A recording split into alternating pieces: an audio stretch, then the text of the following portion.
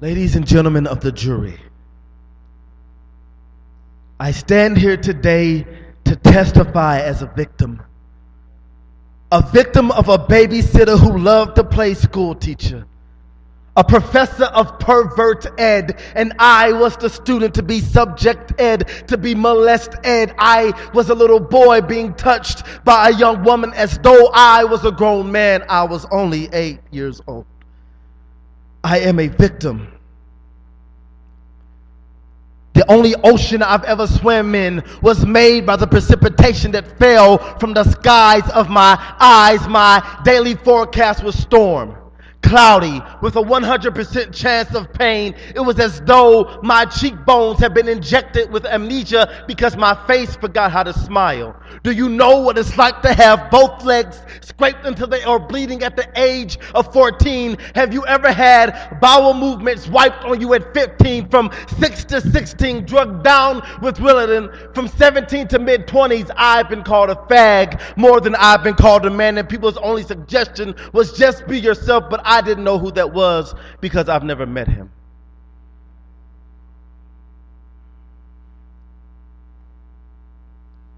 See, heroes wear masks to hide their identity, but I've been wearing mine the whole time to hide the real truth. See, this symphony of sympathy lacks balance, and with every stroke of my tongue, I've been painting a mental picture, a false image on the canvas of your mind, trying to draw emotion. See, because I'm not a perpetrator. I'm not a victim, I am a perpetrator. A two-faced frontin' lying, mass murdering, hypocrite-ing, womanizing, witness-killing, so-called Christian.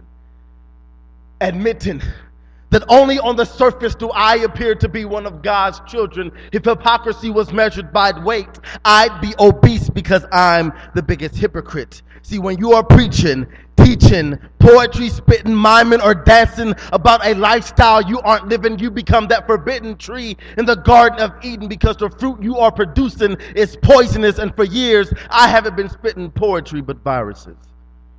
My ego was gargantuan. You could see all of me, but not Elohim. I fiended feedback, feeding off snapping fingers like a crackhead, needing its snaps fixed, needing people's esteem. I am a perpetrator.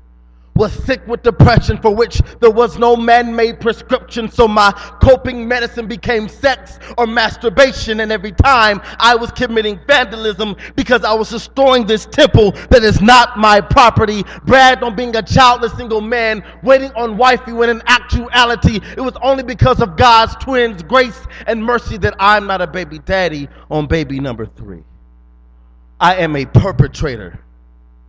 If you take the word flesh, spell it backwards, and drop the H like the church has dropped holiness, it spells self. And every time I stepped away from Christ and pursued flesh, I was walking backwards into the God of self. The only thing I ever wanted was to mean something in a world that told me my life was the example that a perfect God can create mistakes. Ladies and gentlemen of this jury, to the charges being pressed against me, I plead guilty. Because I deserve God's punishment, for the wages of sin equals death. And just when I started to believe that there was no help left in this flesh, in walks my lawyer. The judge's son.